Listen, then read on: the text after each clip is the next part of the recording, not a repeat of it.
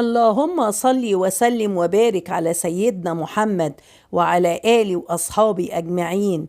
يا مساء الفل والسعادة على أغلى متابعين. ازيكم حبايبي؟ عاملين ايه؟ يا رب تكونوا بخير.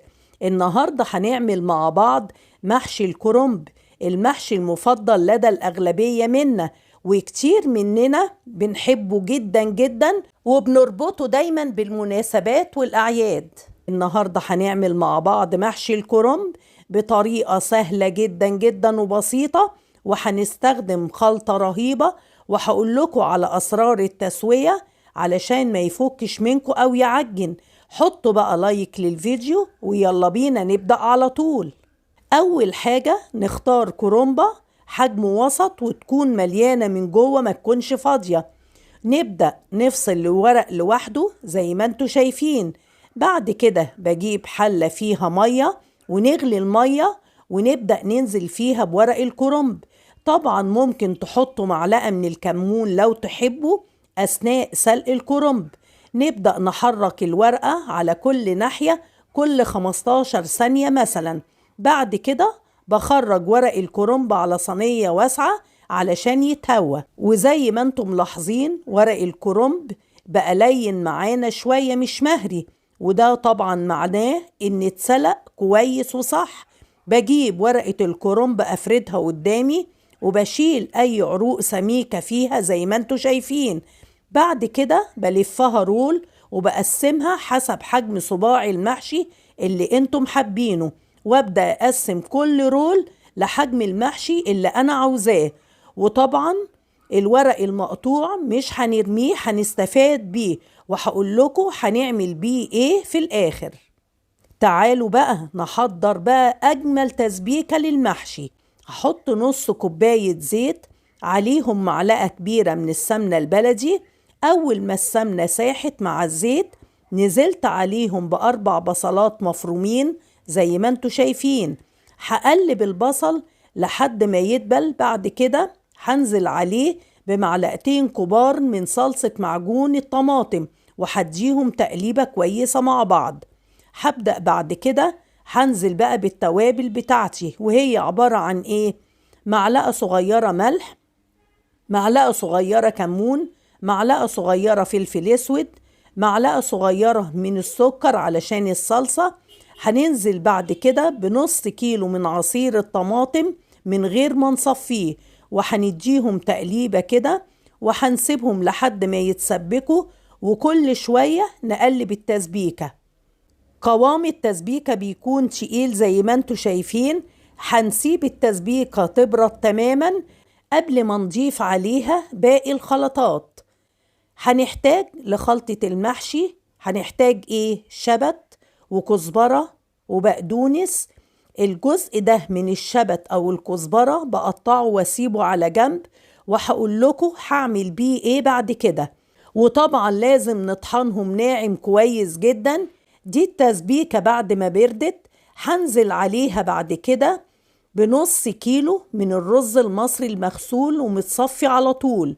هننزل عليهم بالخضرة اللي قطعناها مع بعض. بعد كده هننزل عليهم ببصلة مفرومة، والتوابل بتاعتنا هنا عبارة عن معلقة صغيرة من الملح والكزبرة والكمون، ونزلت كمان معاهم بربع كوباية زيت علشان يخلي الرز مفلفل معانا وبيلمع. آخر حاجة معانا رشة صغيرة من الفلفل الأسود. وبإيدينا بقى نبدأ نقلب الخلطة دي كلها كويس جدا جدا زي ما انتوا شايفين. ما شاء الله الخلطة لونها جميل جدا، وما اقول لكمش بقى على ريحتها تفتح النفس بصراحة. قبل ما نعمل اي حاجة نقدر بقى نحط منها حاجة بسيطة على طرف السنة كده نشوف لو هي محتاجة ملح. بجيب بقى الحلة اللي هحشي فيها الكرنب الجميل بتاعي وابدأ اجهزها. بحط فيها من تحت ورق الكرنب اللي قلتلكم عليه اللي هو المقطع، واحط عليهم فروع الشبت والكزبرة. بجيب الورقة وبحط فيها الرز وألفها زي ما انتوا شايفين كده. أهم حاجة وإحنا بنلف المحشي ما يبقاش فيه رز من بره خالص، وما نحطش حبايبي رز كتير في الورقة. ليه؟ علشان الرز طبعا بيستوي معانا وبينفش الورقة. وده المحشي بعد ما خلصناه، لو ما عندكمش شوربة تحطوها على المحشي علشان يستوي. تعالوا اقول لكم بقى على سر جميل هنعمله مع بعض.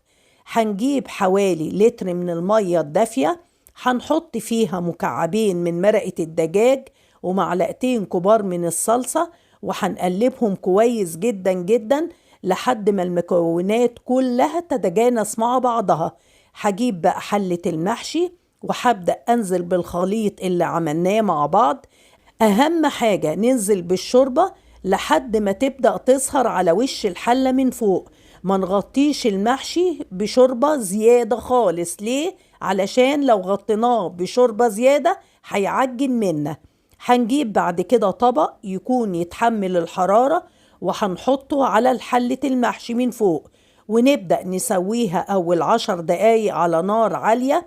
أول ما نسمع المحشي بيغلي هحطه على نار هادية وأسيبه يستوي براحته. بيقعد تقريبا حبايبي ساعة. وده المحشي بعد ما استوى زي ما انتوا شايفين وملاحظين، ولا محشياية فكت خالص خالص من الرز اللي فيها. المحشي بصراحة خطير زي الزبدة، والرز مستوي صح. هستنى بقى تجربوه، فعلا وصفة تستحق التجربة. يا رب يكون فيديو النهاردة عجبكم واستفدتوا منه. ما تنسوش بقى اللايك الجميل وتعليقاتكم اللي دايما بتسعدني.